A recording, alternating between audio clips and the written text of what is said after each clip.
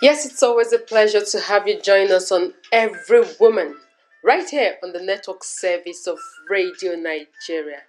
Every Woman is a gender based program that focuses on issues that affect women and girls. Last week on the program, we started taking a look at Empowerment Self Defense ESD with Yehudit-Sidikman, all the way in Israel.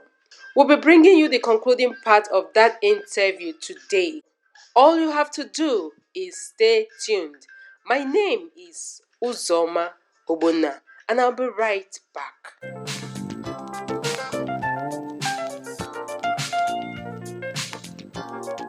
Thank you for being there. Empowerment Self-Defense ESD involves women learning how to express, protect, and defend themselves. But it's really more than physical strength and tactics. What more does ESD entail? Well, it's time to join Adanma Olowa and Yehudit-Sidikman in the concluding part of the interview on empowerment self-defense. All right, welcome back to the interview segment. We're still with Yehudit-Sidikman in Jerusalem, Israel, and we're still talking about empowerment self-defense. That is what she does. Thank you, Yehudit, for being our guest again today. My pleasure to be your guest.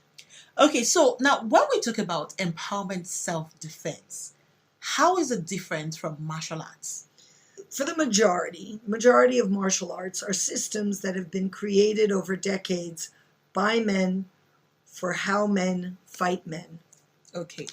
And empowerment self-defense has been crafted over the last 40 years by women, predominantly. There are some men who've helped along the way, but women who looked at the types of violence that women, girls, children, and other vulnerable populations dealt with on a daily basis and came with their experience in education, social work, psychology, and the martial arts and said, how do we build a system that is holistic and works for this population and deals with the majority of the types of attacks that they have to deal with? Manipulative behavior, coercion, financial abuse, emotional abuse, not just the big scary boogeyman person coming out of the bushes, right? It does happen, and yes, we try to train for how to deal with that situation also, but the boss who makes you stay late after work for the third night in a row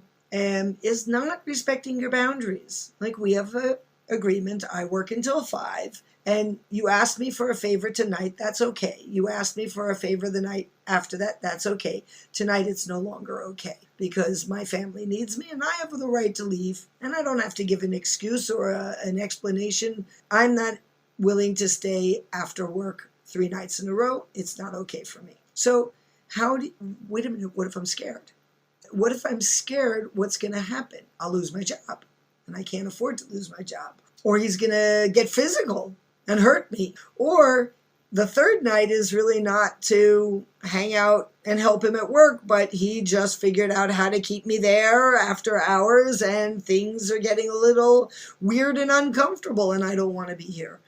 So how do I have the tools for negotiating that type of situation in addition to somebody is meaning physical harm and I need to physically defend myself? Okay, so you're saying that empowerment self-defense has to do with communication, talking skills too, apart from just Correct. Kicking and punching. Oh, okay. So we actually build it on 5 principles.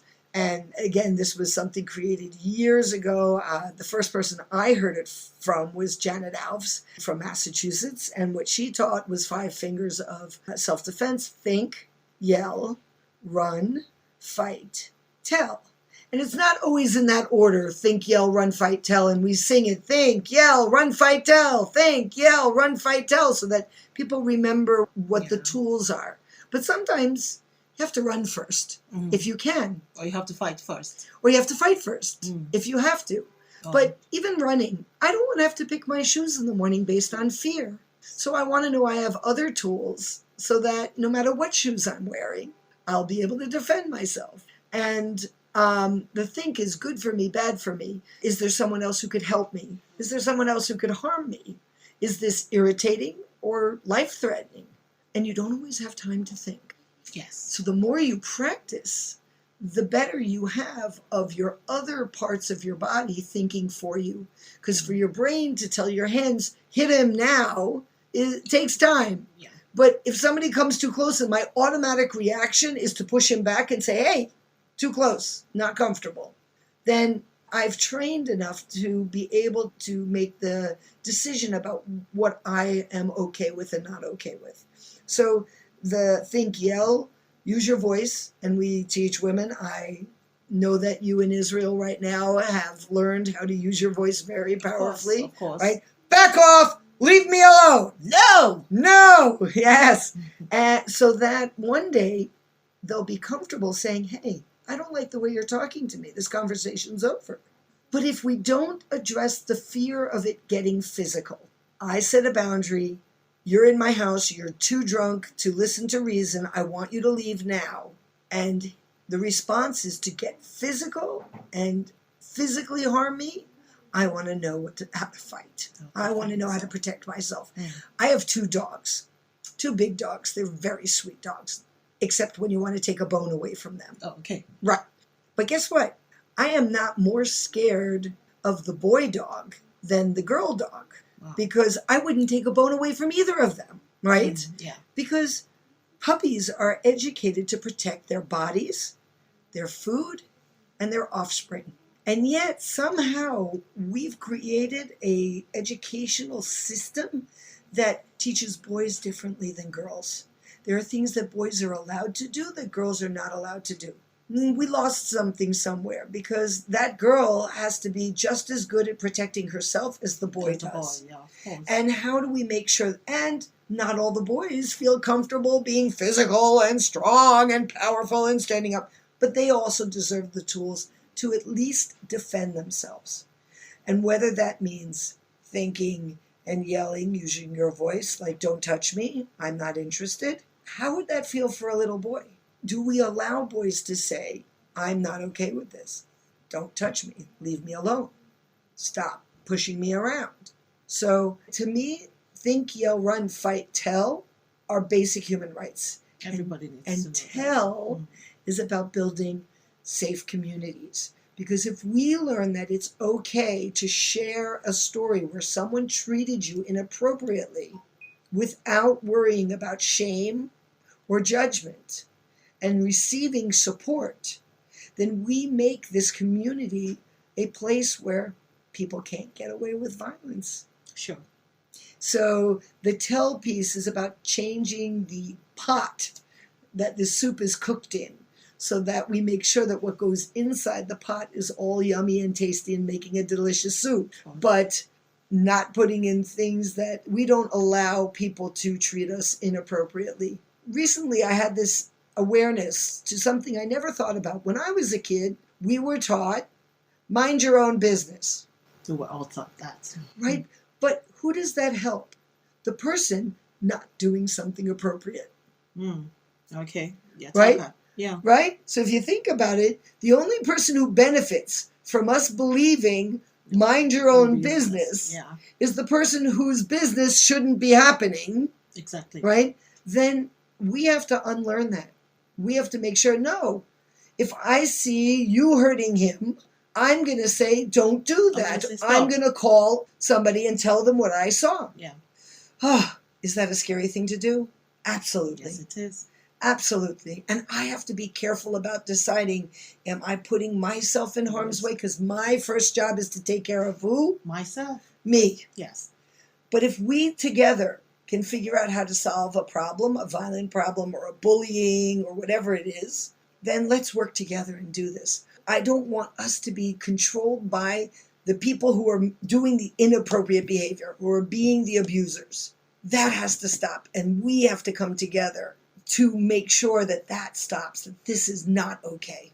All right, Yehudit, you've given us quite a lot of your time, but I'm going to ask you one last question. And that's going to do with ESD Global, the work you do around the world. How has it been embraced, and how do you do your collaborations?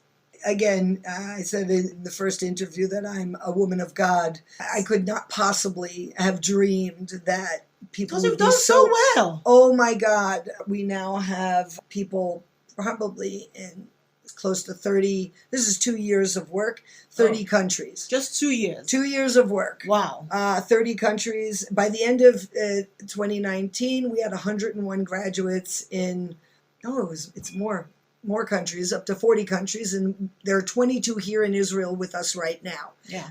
Some of them have already been in a program, so we can't count Costa Rica again or Armenia again, but we have some new countries, especially some of the African countries are new for us. Yeah, like I know Nigeria. one of them. Yay. Yeah, one of I'm them. so happy that Nigeria has been able to take part in this. The goal is to give people an intensive training to get them started in teaching, because I truly believe that the best way to learn how to teach is to teach. By doing it, yeah. So intensive, you get a lot of material. We teach you how to look at the book and get things together and put it together and learn certain basic skills, the fundamentals of the work. And then we give you a mentor for 2 years who you can make an online call with and talk about, that really didn't work very well in my class. Or, I'm thinking about changing this because that was appropriate for your culture, but it might not be appropriate for mine. Exactly. So my goal is to find people who can sit on the border between their local culture and Western culture, come in, get a basic fundamental training, and then we will help support you in figuring out the right thing for your community. But you're the expert in your community. I'll never be the expert in Nigeria, nor will I ever be an expert in being a boy. Right? Yeah. So women created the system for women and girls, and now we've asked good men to step up and say, how do you take what we've created for women and girls and make it culturally appropriate for men and boys and empower them to do so? Okay, wow, Yehudit, it's been a whirlwind and a good one with you today on the program, Every Woman. Thank you so much for your time. I think I was wrong when I said you're one of the most powerful women in the world. I think you are the most powerful woman in the world right now. Yeah, I thank you. I thank you very Yes. much. I am doing everything in my power to leave the world a better place than I got it. Okay, and I would say, so help you God, and you're being helped. Amen. Thank you so much for your time. And you've heard it, everyone needs self-defense. Well, not because we want something to go wrong, but just in case it does, we have the right tools to help us fight our way through. Yehudit-Sidikman has been our guest on today's edition of the program. Thank you so much, ma'am. Adanma Olowa is my name. Bye-bye.